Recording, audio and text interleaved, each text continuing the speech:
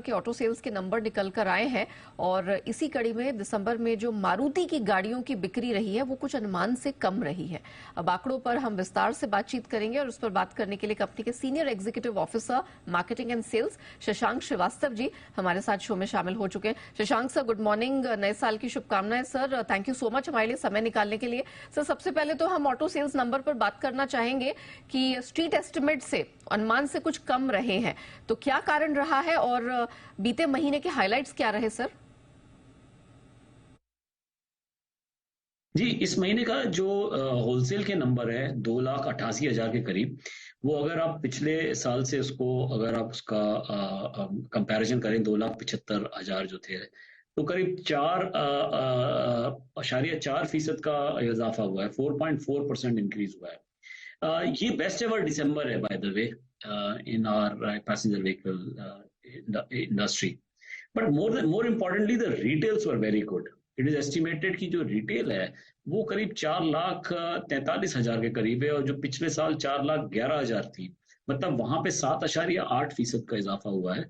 और मारुति सुजुकी का अगर मैं बात करूं तो हमारा रिटेल 2,30,000 के ऊपर था। मतलब इस बार हमारी बाजार की हिस्सेदारी रिटेल के लिहाज से 50% के ऊपर निकल गई, और ये रिटेल हमारा आज तक का किसी भी महीने का किसी भी साल का सबसे ज्यादा रिटेल रहा है। तो अच्छा महीना रहा रिटेल के हिसाब से।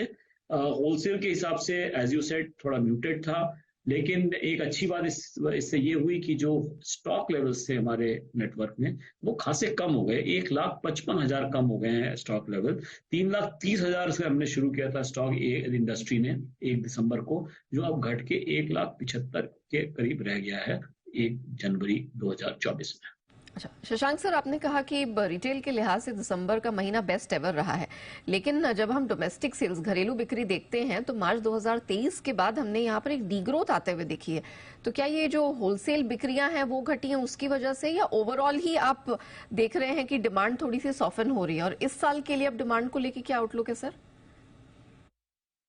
जी, ये होलसेल का रिएक्शन लग रहा है, क्योंकि अगर आप बाकी डिमांड पैरामीटर्स देखें, बुकिंग्स हैं या इंक्वायरी लेवल है, दिसंबर के महीने में भी इंक्वायरी लेवल 19% बढ़ी है और बुकिंग लेवल्स करीब 12% बढ़ी है। तो उस हिसाब से तो डिमांड पैरामीटर स्टेबल लग रहे हैं, मुस्तकिम है। लेकिन होलसेल में जैसे मैंने बताया कि कुछ वजह से स्टॉक लेवल को कम करना रहता है दिसंबर में, और ये जो रुझान है ये हमें हर साल देखने को मिलता है। इसलिए सिर्फ होलसेल की बुनियाद पे इस फैसले पे पहुंचना कि ये जो तनाजुली का रुझान है वो शुरू हो गया है, वो शायद गलत होगा।